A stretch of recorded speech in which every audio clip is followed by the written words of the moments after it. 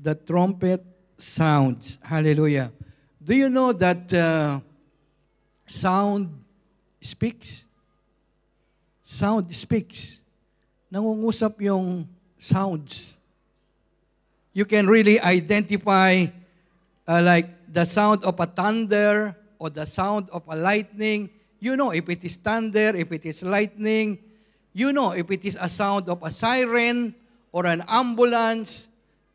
It speaks. Amen? Or even so, you can identify the sound of a goat and the sound of a sheep. Amen? The sound of a baby or probably the sound of your spouse. Amen? Hallelujah. So you can identify the sound of a drum or the sound of a piano or the sound of a trumpet. Amen? So that's why as the trumpet sounds, this is all what we are waiting now. The sound of the trumpet, because all of God's prophecy concerning His coming, the signs of the times, what is happening worldwide, already happening now in our own eyes. So that's why what we are waiting now, just to hear that sound of the trumpet. But do you know that sound of His coming? Do you really know what sound? Amen. So let us hear from at this time. There are 4 sounds of a shofar or a what we call trumpet. There are 4 types of sound. The first one is what we call tekiya. This is a long, unbroken blast. Amen? Ang meaning niyan means stability, clarity, or what we call coronation of God as King. Amen? So can we hear that sound? Tekiya.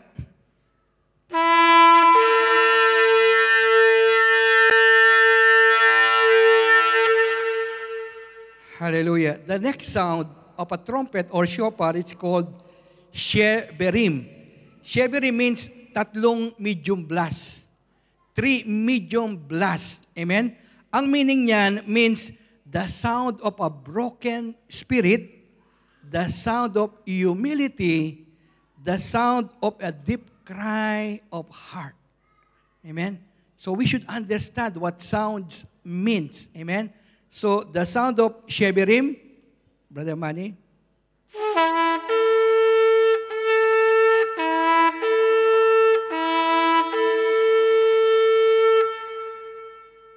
Hallelujah.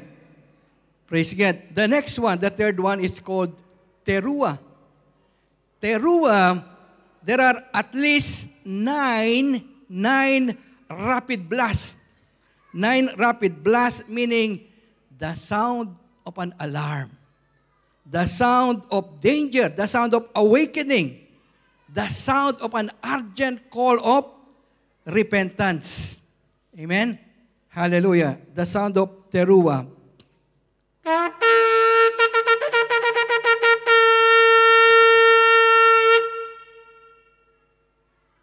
Hallelujah. And the last one is what we call tekiya gedola.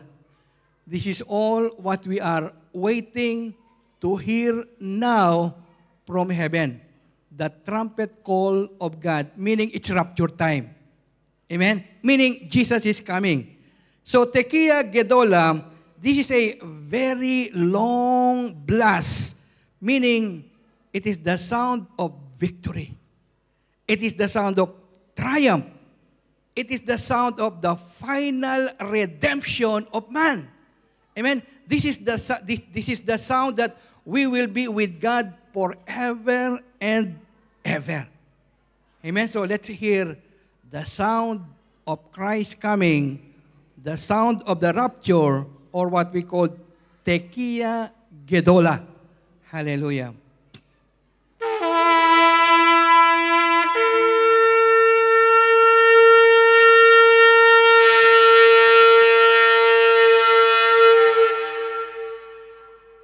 Hallelujah. Can we give the Lord a clap of praise? Saints, that is the sound that we are waiting from now on. Amen? So as you hear that what we call Tekia Gedola, that very long blast, this is what we call in 1 Thessalonians 4:16-17, the trumpet call of God. Amen? Meaning, saints, it's rapture time. Get ready. Amen? It's victory time.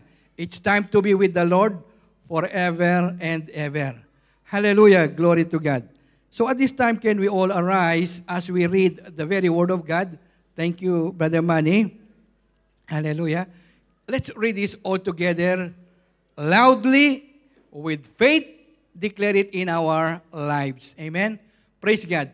1 Thessalonians chapter 4:16-17.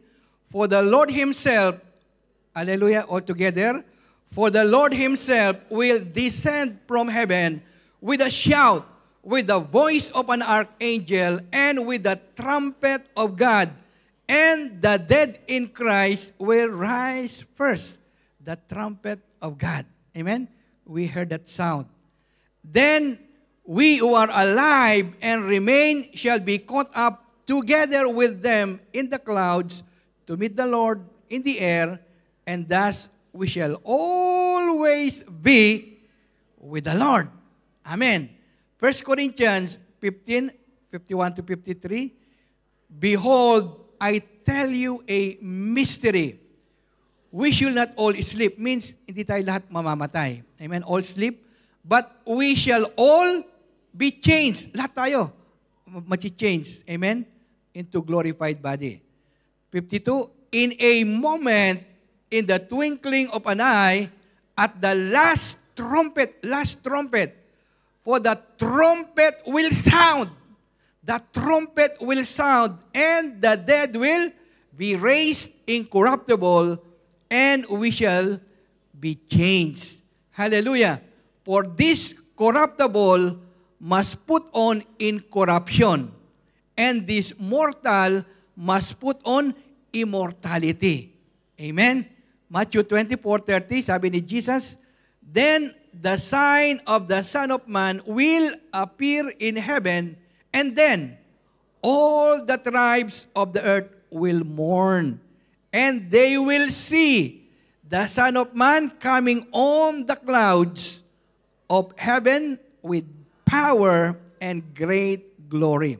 Lastly, Revelations 1:7, behold, He is coming with clouds, and every eye will see Him, even they who pierced Him, and all the tribes of the earth will mourn because of Him. Even so. Amen.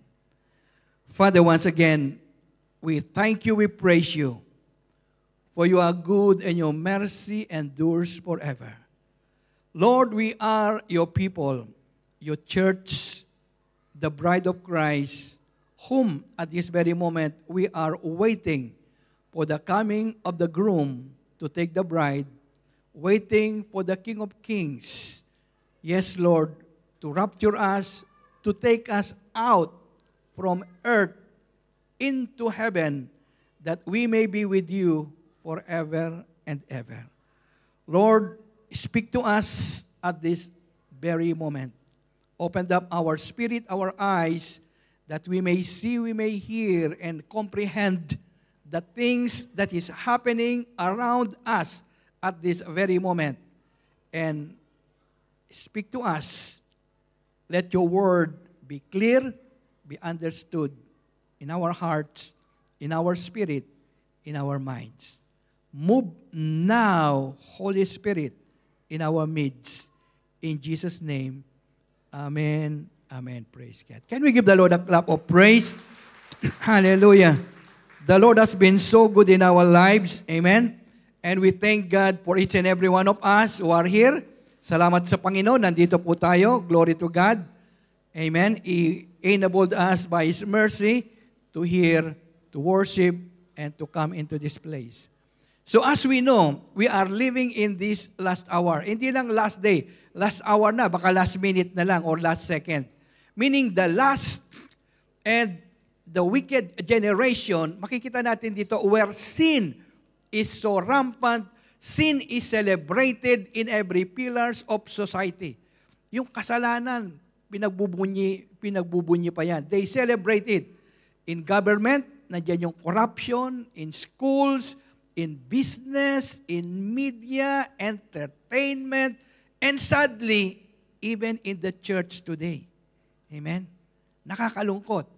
So, as we have just seen a while ago, the trumpet sounds, again, this is all what we are waiting now, it signifies a signal, a warning, meaning, as you hear that the trumpet, it is a call to war, a call to worship, a call to work, meaning a sound of warning, of danger, of emergency. It is an urgent call to witness, to wake up, as we know Christ is coming. We have no time left on earth, saints. Amen? Christ is about to take His church, the rapture of the church, the rapture of Christians. Amen? Christians, those who are in Christ. Amen? So again, as we have just read in our text, Paul is strongly warned. Paul is warning every believer, every Christian. Sabi niya, get ready. Get ready for Christ is coming. Christ is coming means it's judgment time. It's salvation time for us. Amen? It's judgment time for the sinners, those who rejected Jesus Christ. It's time to repent.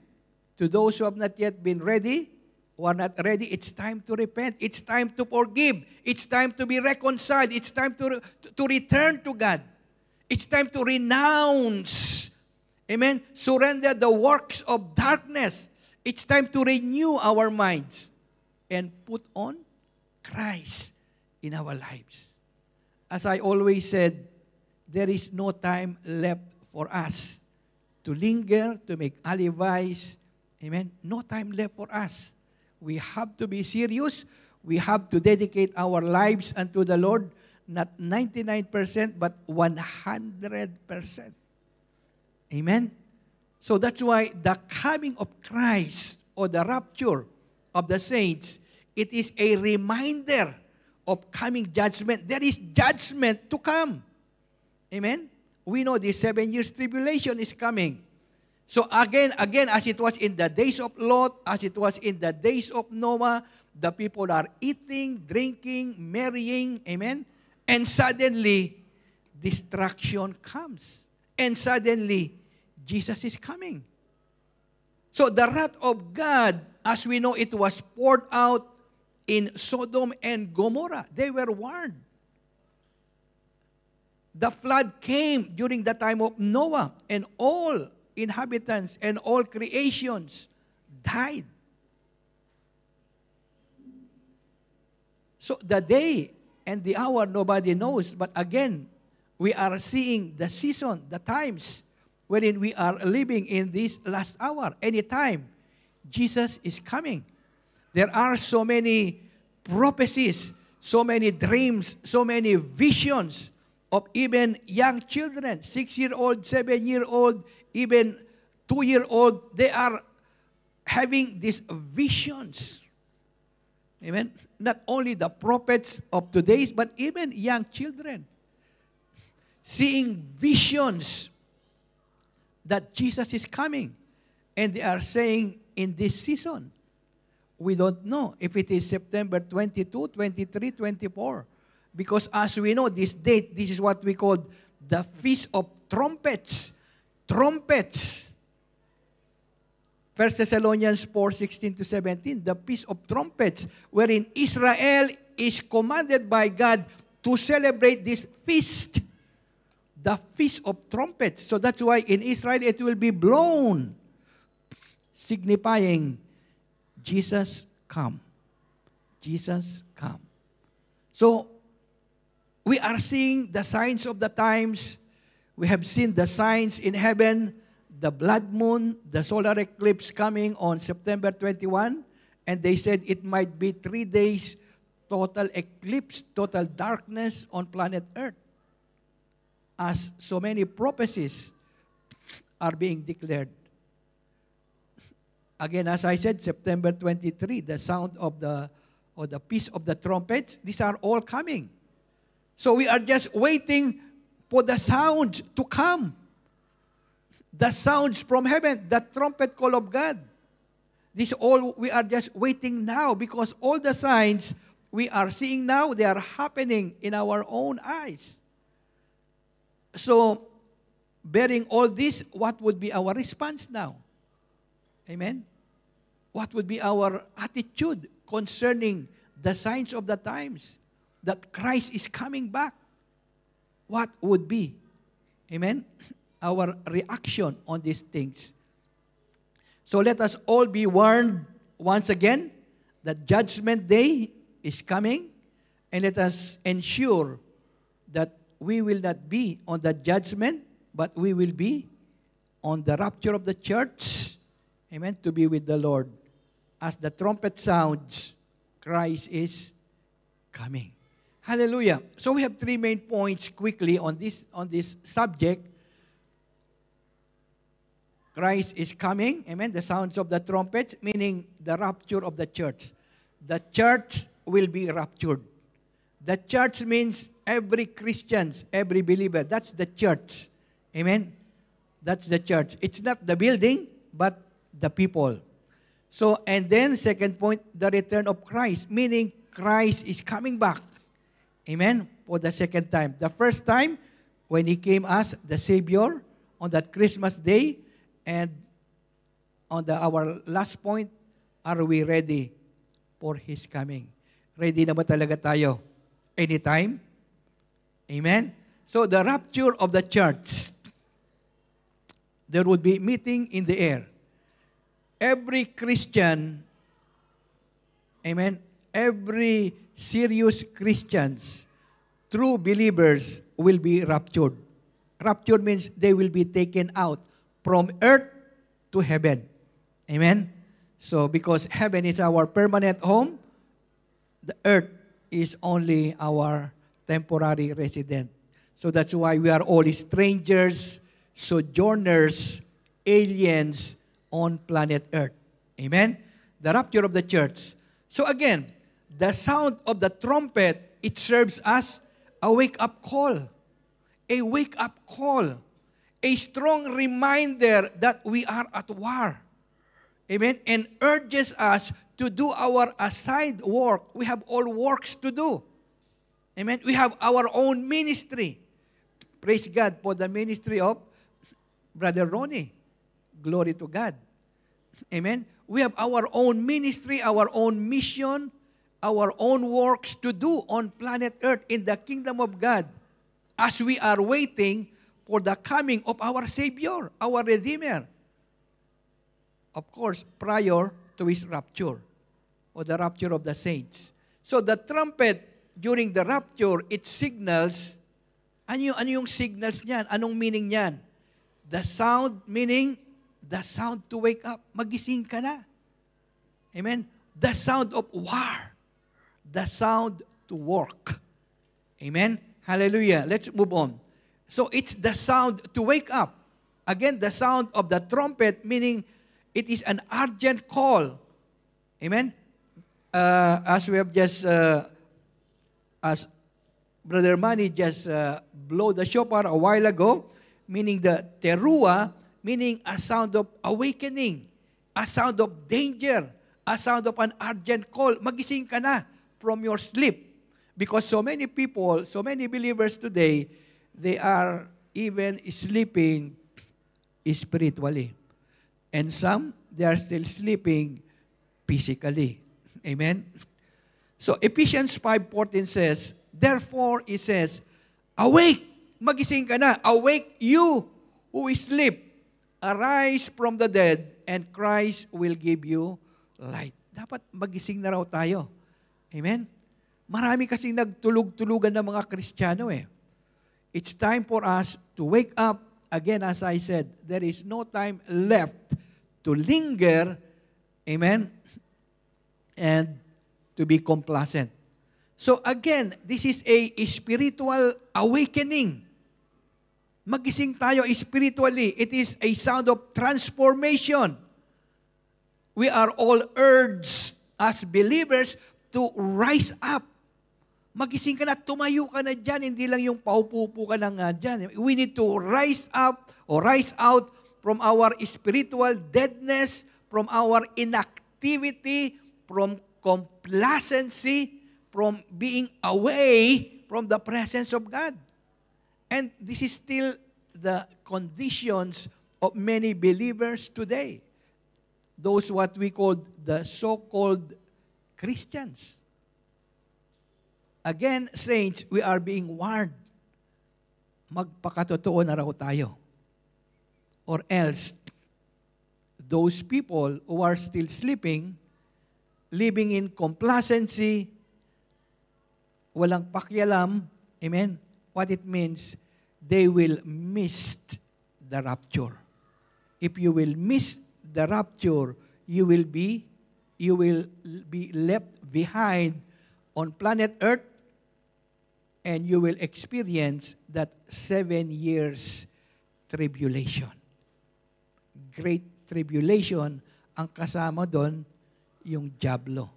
Mark of the beast, amen? And all the demons will reign planet Earth during those time. Because the Holy Spirit will be taken out. So, it's really tough times. And who will survive that? Amen? So that's why we don't want to miss the rapture. We don't want to miss, amen, Christ coming. We should be included on that trip. So again, we are being warned, magising ka na. Amen? Awake from your sleep. So, it's not only the church are being awakened, but even we are seeing now, globally, it's a time of awakening. What is happening now, right now, worldwide, if you know about the martyrdom of Charlie Kirk, the founder of Turning Point USA, you know he was assassinated with an assassin bullet on September 10. Do you know what he is doing? He's just preaching and sharing the word of the truth courageously. Amen? Especially to the Gen Z, the college students. Amen? Throughout America. This is all what we are preaching. Is preaching Christ to stand in the truth. But as we know, what had happened on September 10, he was assassinated. And because of that, amen, the death of his assassination to 12:23 p.m. And they said that 12:23 p.m., it corresponds to John 12:23. You know what is John 12:23? The death of that seed, it would be buried, amen? And then it will bear so much fruit, amen? Unless that kernel wheat, amen, died. So, yun. So, it all happens, amen? So, as we can see, this global awakening, as I said, it's happening now, worldwide. So, every believer is challenged, is what we call encouraged, amen, that all we should be awakened. So, at this time, let us hear this one, okay? This is the great awakening, what is happening globally. Amen? Praise God. Can we have the sound Something here? very weird is happening in the world right now. You felt it, right? Can we have the sound Revival for louder? Jesus Christ is breaking out in Germany, New Zealand, Louder. Italy, London, Revival in Germany. Korea, Brazil. It's happening all over the world. Right now, this just happened in Australia. There will not be another man like Charlie Kirk.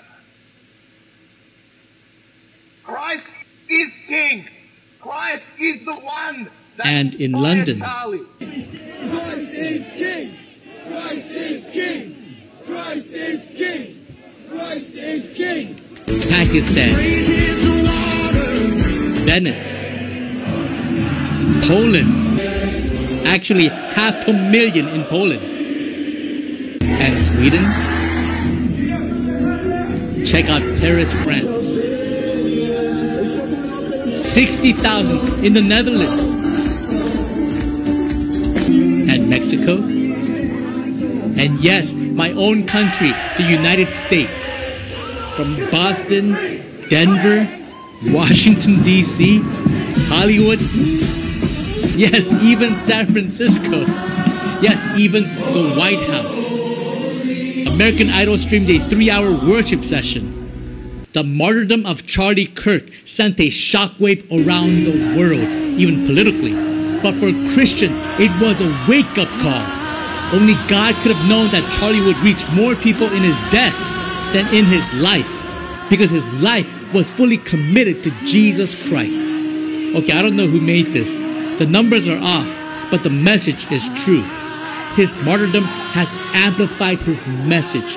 His videos have gone viral in the past 3 days, reaching over 1 billion people. But this isn't about Charlie Kirk. It's about the Holy Spirit. And he's been moving for the past 3 months, building things up in the past 3 weeks. And in the past 3 days, there's been a turning point. Yes, a turning point. Revival is happening. This is a time of harvest, and I'm calling on all of God's people to strike while the iron is hot. We will not get another chance before the Lord returns to be a light in the dark and lead the lost into the gates of heaven. Their eyes have been opened, and the devil will work hard to close them, and the door will close. But guys, this is our time for the kingdom to march in and set the captives free. Who's with me?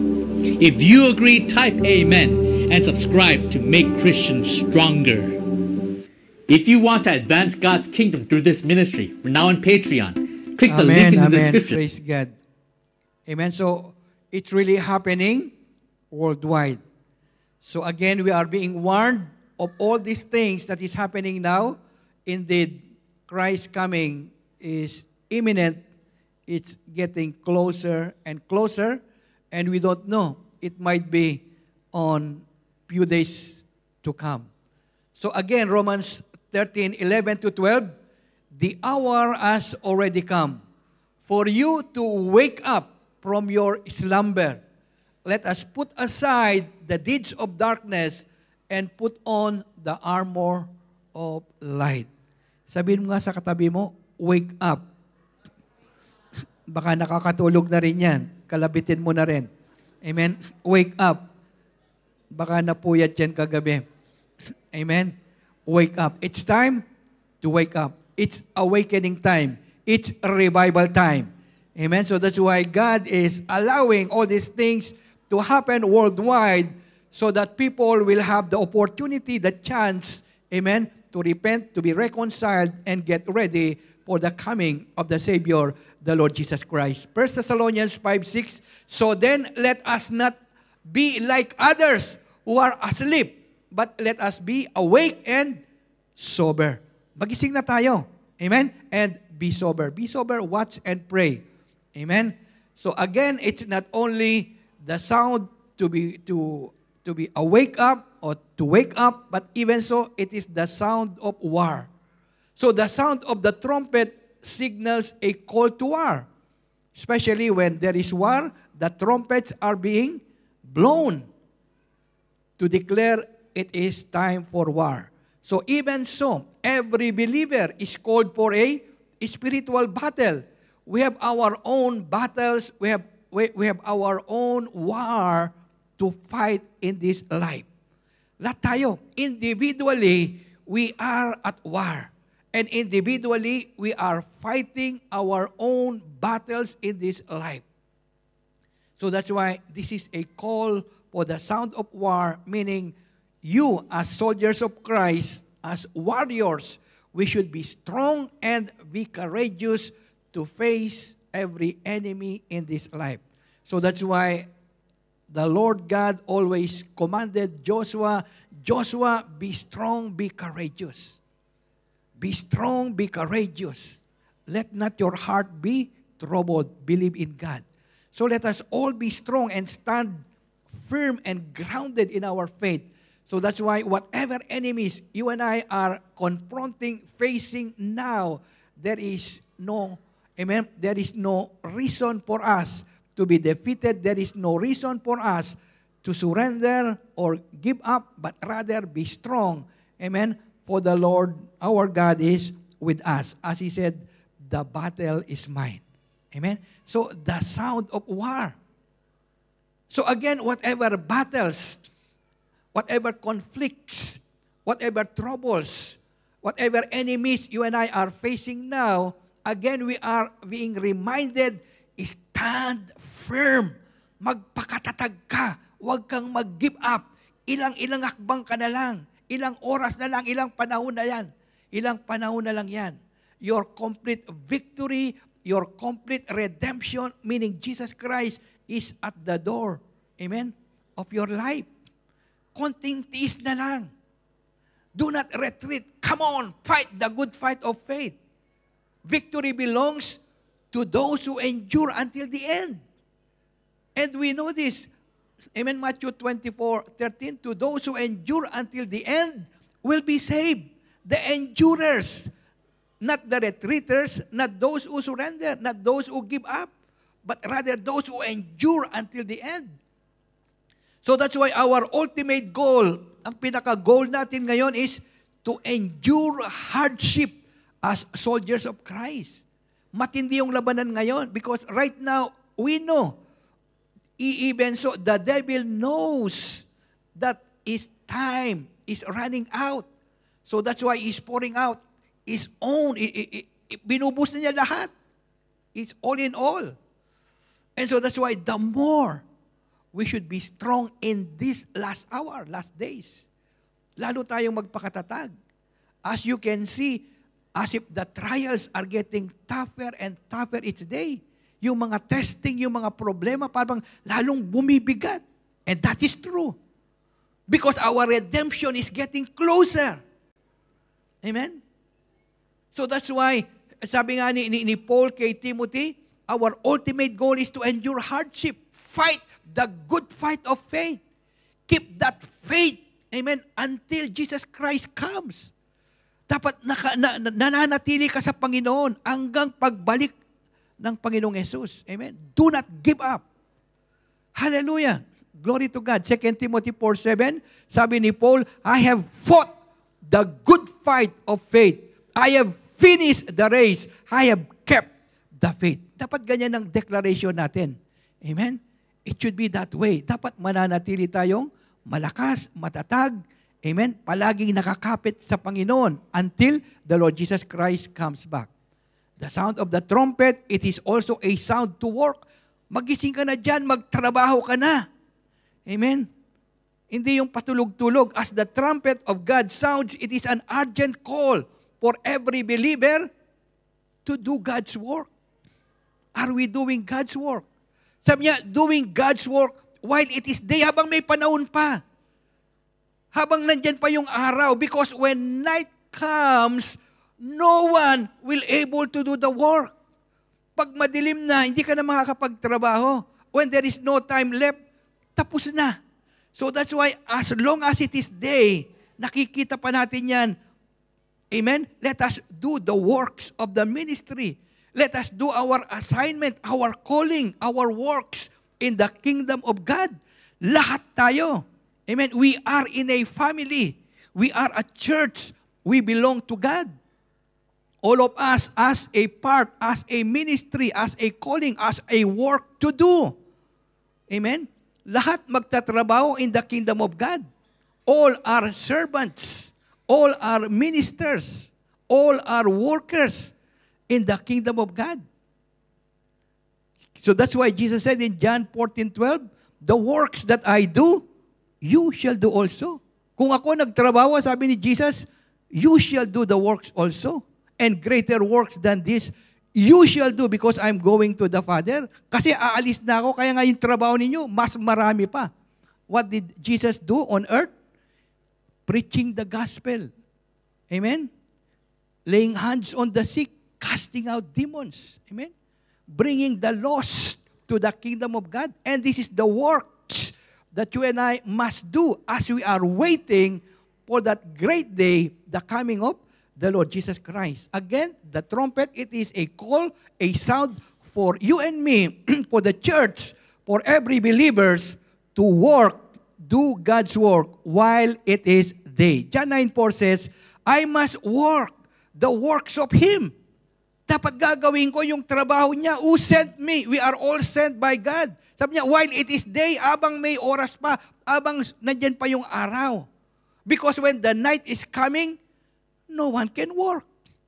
Pagka madilim na, wala na, hindi ka na makakapagtrabaho. So let us do now while it is day. Habang may lakas ka pa, habang may hininga ka pa, gawin mo na yung dapat gawin. Amen? Glory to God. So that's why we are so challenged with the life of Brother Ronnie. They said they have to do the works which God had called them. Amen? Glory to God. We must do the works of Him who sent us. So what it means, this verse calls for the urgent fulfillment. There is urgency. Amen? Of our divine assignments in sharing the gospel to the lost. Yung pamilya mo ba, ligtas na ba yan? Oh, let there be urgency. Dapat hindi ka na natutulog. Pray ka ng pray, pray ka ng pray, pray ka ng pray. Lord, I know you are coming very, very soon. Pero masyado akong tamad. Hindi ko na rin pinagpipray yung aking mga mahal sa buhay. It's time for us, saints. Amen? The urgency, the divine assignment. Sabi niya, you and your household must be saved. Kaya nga sabi ni Joshua, me and my house, we will serve the Lord. Dapat isama mo yung pamilya mo, hindi lang yung ikaw mag-isa. Amen? Let us pray. Pray for our loved ones, for our friends who does not know yet the Lord Jesus Christ. Because when that night comes, wala ka ng oras, di ba? Wala na. No one can work. It's too late. So habang may hininga pa tayo, habang may lakas pa tayo, glory to God. Let's do the works of the ministry that God has entrusted to each and every one of us because Christ is counting on us. We have to do the works. Then and only God will come. And this gospel will be preached to all nations. Then He will come back. Unless we are ready, would you think He will come back when we are not yet ready? Would you think the groom will come when the bride is not yet ready? So God is calling us. We should be ready. Amen? Even so, come. Maranatha, come, Lord Jesus. Hallelujah. So the rapture means, anong meaning ng rapture? It means the cessation, means tapos na.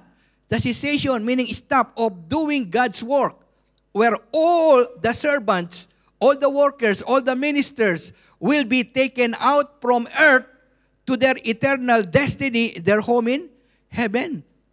Ito yung the meaning of rapture. Lahat ng mga ginagawa natin dito, tapos na. Finished. Whether you like it or not, finished. Amen? What it means, bye-bye earth, I'm going to heaven forever and ever. Amen? Again, are we doing God's work? Are we sharing the gospel? Again, let us pray for our own families, our loved ones, our friends, and even those friends or brethren who have forgotten, amen, to pray, to come to church. Let us also pray for them. Amen? Bilisan natin. Okay? The return of Christ. Hallelujah.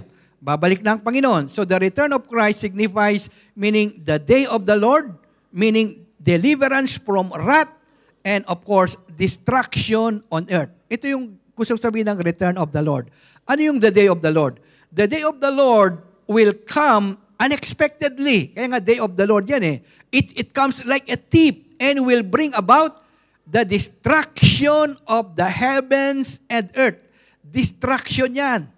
The heavens will pass away with a loud noise. The elements will burn and be dissolved by intensity. Masusunog yung earth. everything, the buildings, the material, everything here on planet Earth, sunog lahat yan by intense heat. And the earth and everything on it will be burned.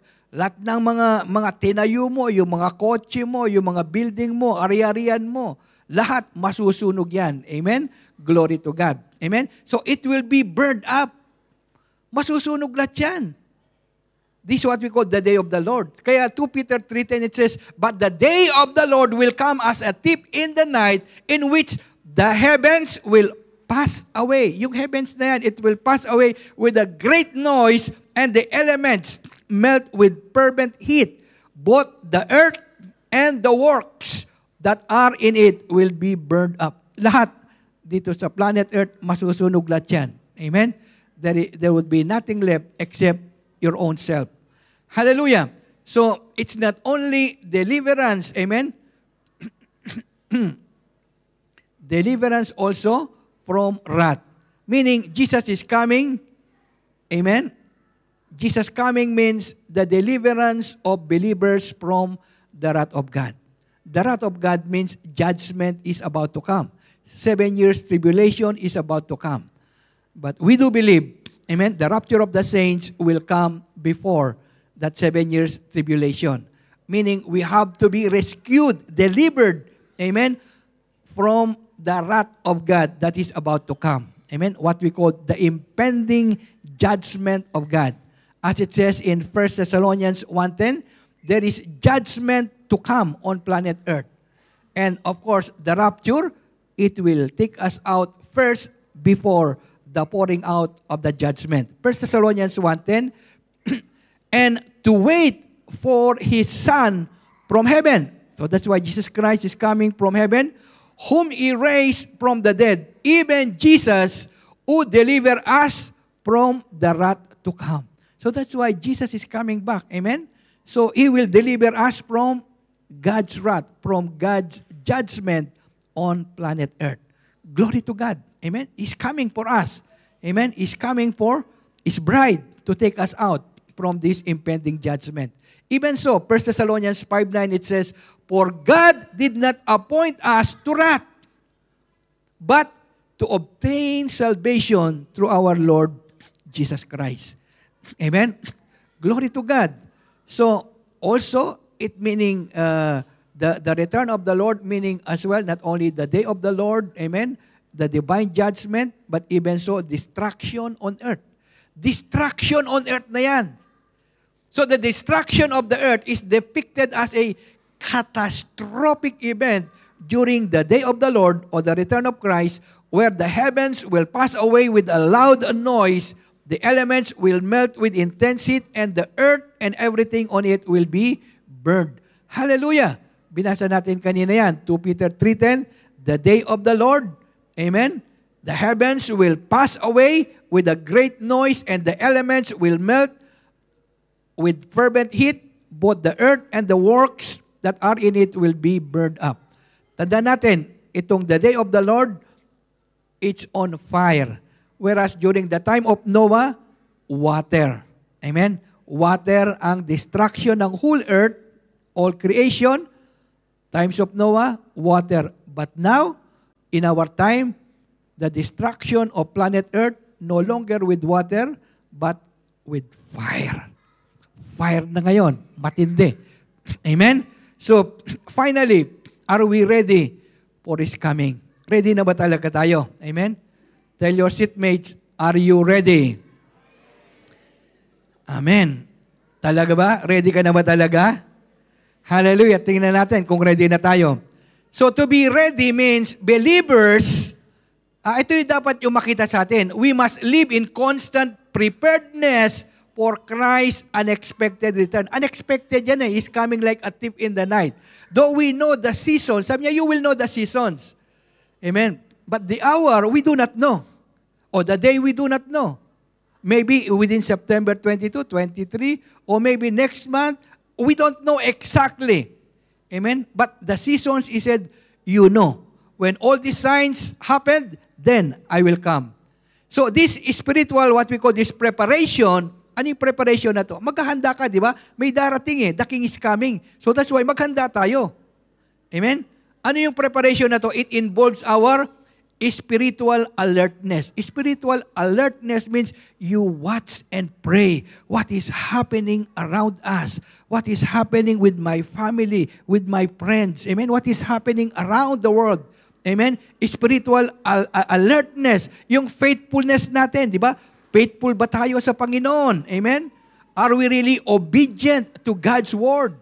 Nakapokus ba talaga tayo on the will of God in our lives? O gusto mo pa rin yung my will, my way?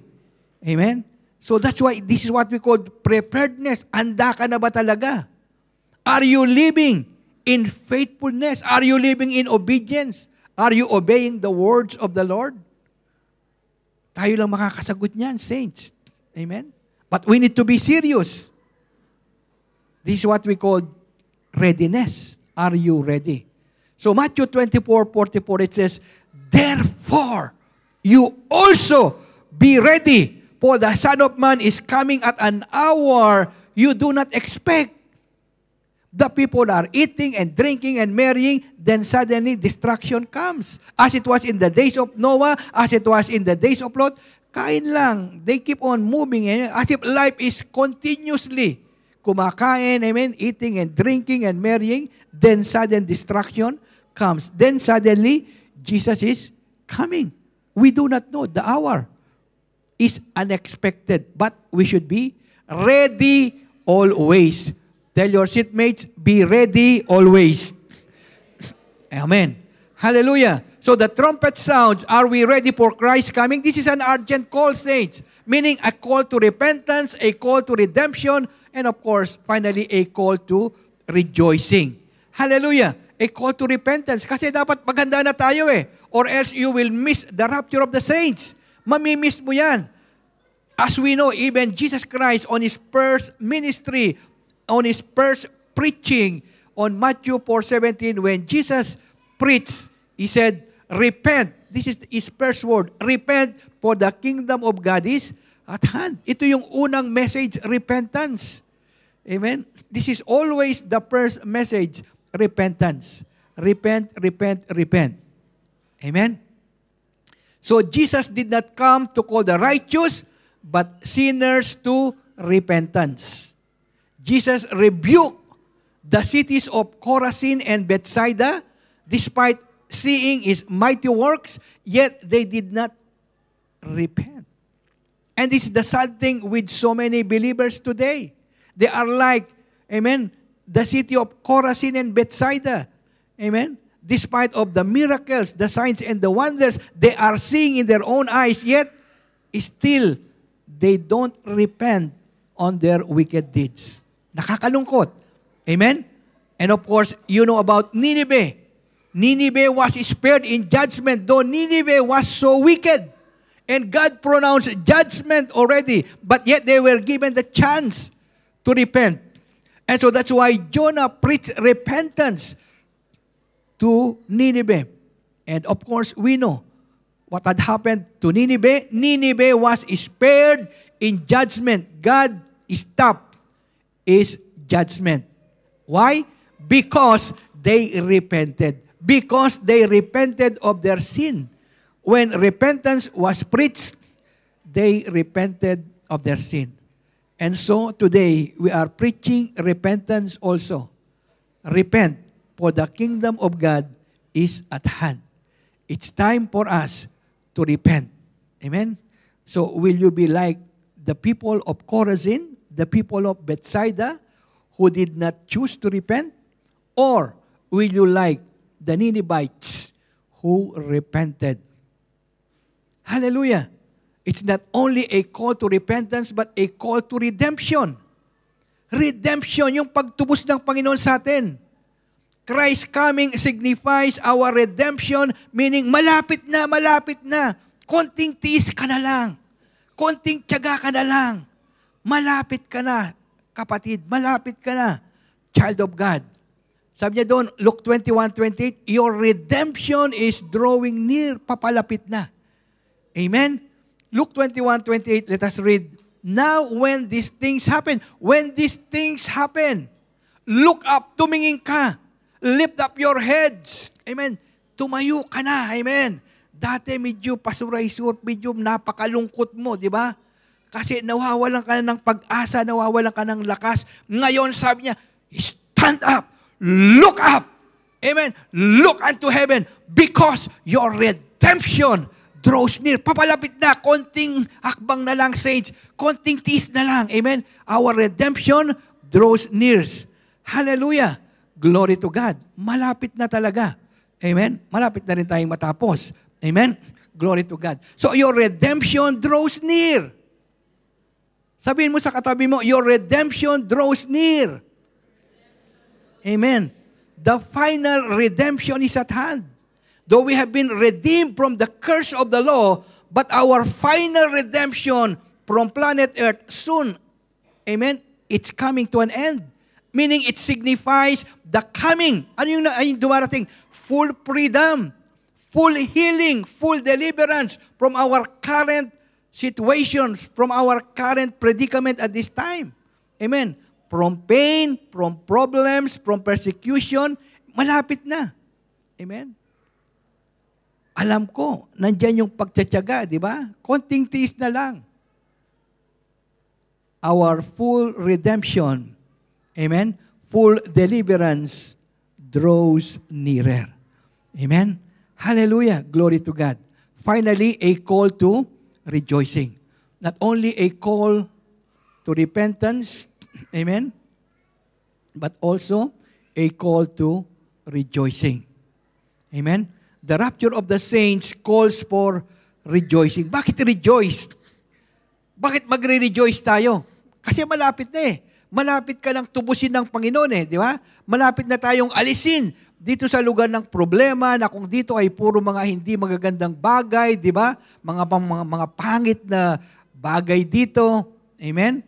So, it's time for us to rejoice kasi anong sabi ng Panginoon? He will bring us to this new heaven, the new earth, the new Jerusalem. Amen? So, nandyan na. So, that's why Christ is coming to bring us about also, not only to these new things, but also the end of suffering.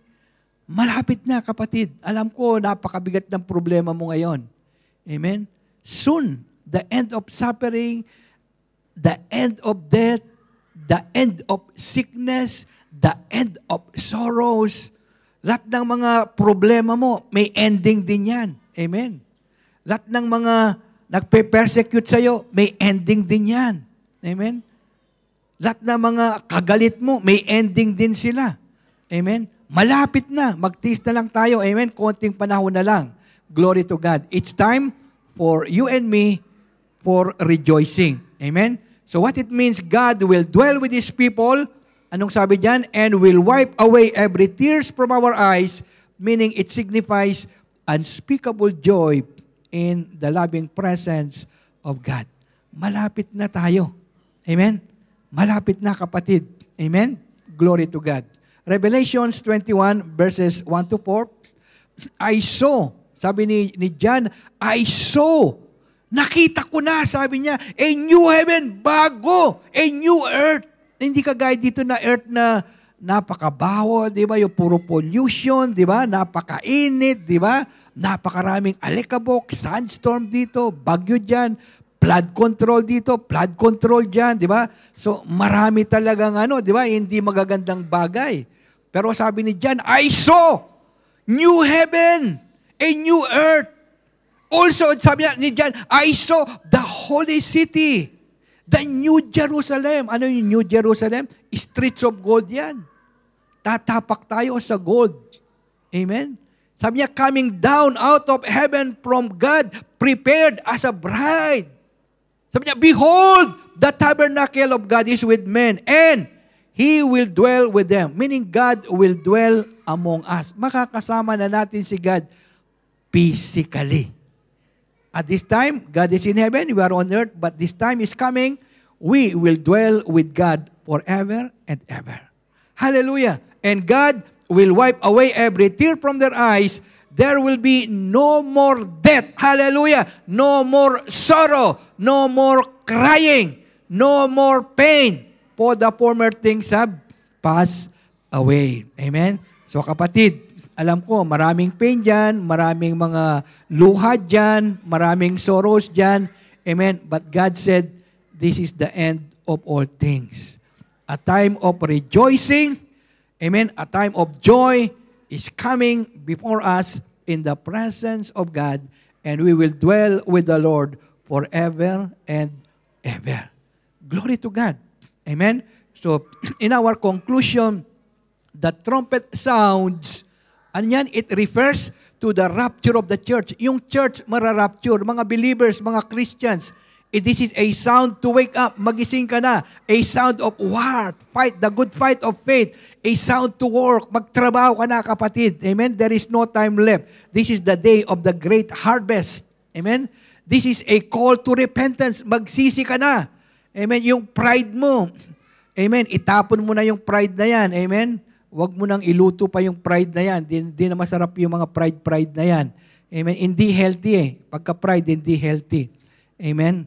Yung healthy, yung press. A call to final redemption. A call to rejoicing. Hallelujah. Again, the rapture refers to the removal. We will all be removed, taken away. Amen? Every believers from earth. Meaning as an act of deliverance from pouring out God's wrath on planet earth. God will deliver us from the judgment because He will take us out, amen, to be in heaven forever and ever. Again, saints, it is high time, panahon na, for us to be ready for Christ's coming. Tell your seatmates, be ready for Christ's coming. Amen.